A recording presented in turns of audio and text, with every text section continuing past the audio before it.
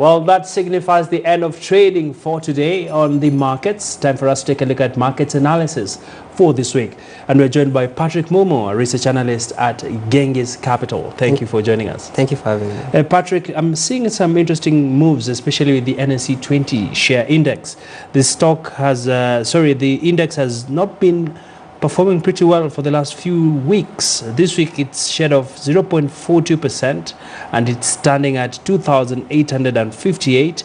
If you compare this with last week, Momo, we are seeing it was at 2,870.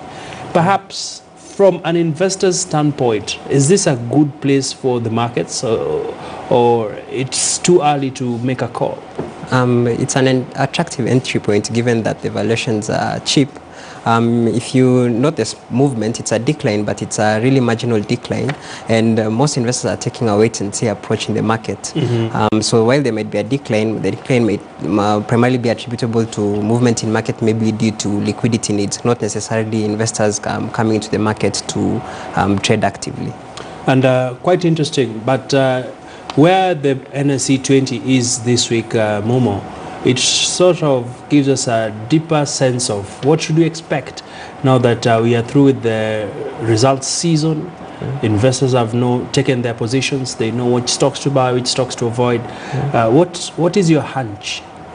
So we are, despite the results, we're even entering into a new results season for Q1 for banks. Yes. In fact, next week we also have other entities releasing, like Safaricom, for example. Sure. So what you have witnessed following the full year results, investors have not been quite active in the market.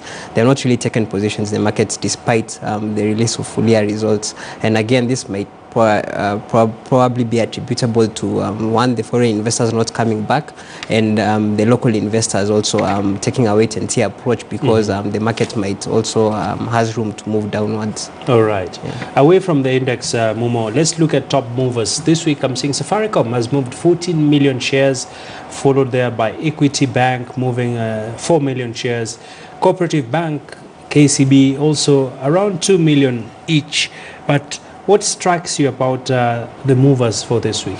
So if you look at all the movers, they are all releasing results very soon. Safaricom will be releasing full year 19 results next week, Friday. So the movement we are seeing is investors looking to take positions before the results come in. All right. Depending on how the results are, we might see increased dividend on the counter, and that will prompt investors to buy into the stock afterwards. Should we expect any surprises from Safaricom now that we've seen the uptake of Fuliza? The company has been growing relatively rapidly over the last year or so, and especially through Fuliza, the uptake has been quite big, and also the income they are earning from the Fuliza, from the sort of loans they are issuing.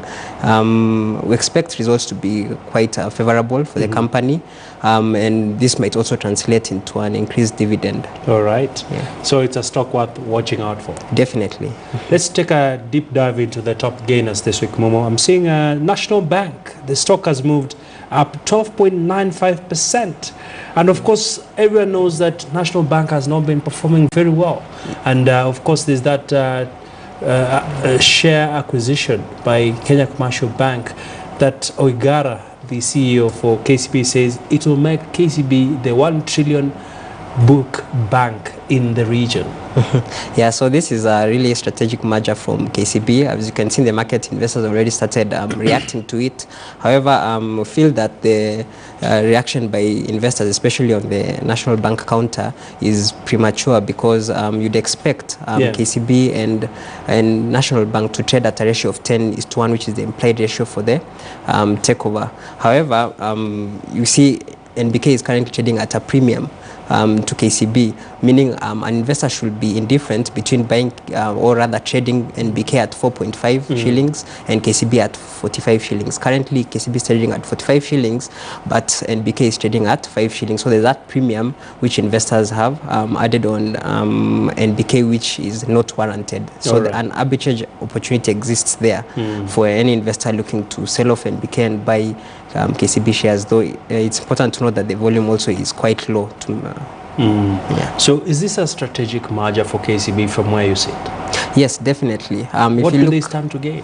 If you look at some of the branches, for example, NBK has some in very strategic places in the country, JKIA, at the port, Wilson, very strategic entry points. They have accounts, specifically KRA, the Teacher Service Commission, they operate such accounts, and SSF government will also be consolidating their position in the bank. So overall, NBK has something to offer on the table. The deposit, or rather the deposits they add, or the total asset base they're adding is 115 billion. That's sizable. The only concerns with NBK will be the corporate governance and how it has been run in the past, and these have translated to issues such as a really high non-performing loan book of around 47%, a cost-to-income ratio of 92. So these are the primary concerns surrounding NBK. Otherwise, when you look at other aspects of the business, NBK will offer very strategic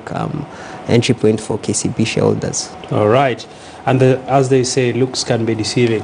Of course, Momo, it's too early to make a call, especially when it comes to NIC as well and CBA. But Momo, thank you so much for your compact, refined, and very deep insights. No, thank you. We appreciate your time. Well, let's look at how the markets have been performing this week. Time for us to take a look at Markets 101 for this week.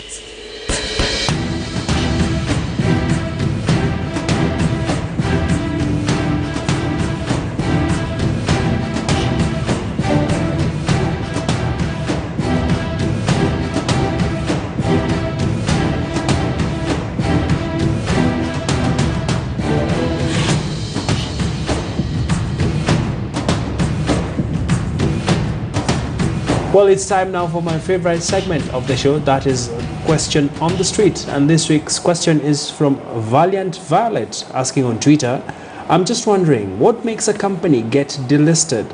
Well, Momo, what are the answers for this question? Thank you for the question. A company gets delisted from the exchange when a number of, or one of certain requirements are met.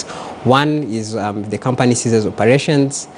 Two, if the company is merged such that the old entity ceases to exist. Three, if the company declares bankruptcy.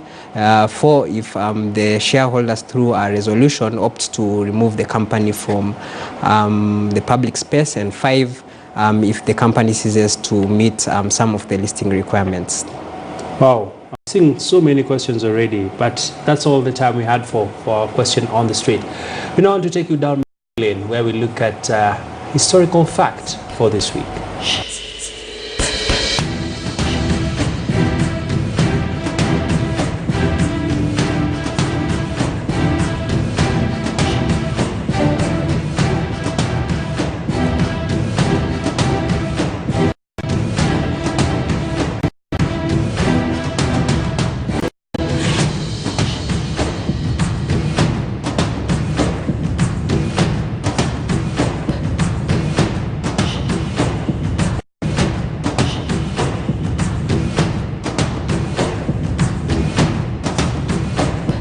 Well, thank you so much for your valid company. It's time for us to bring the show to a close for this week.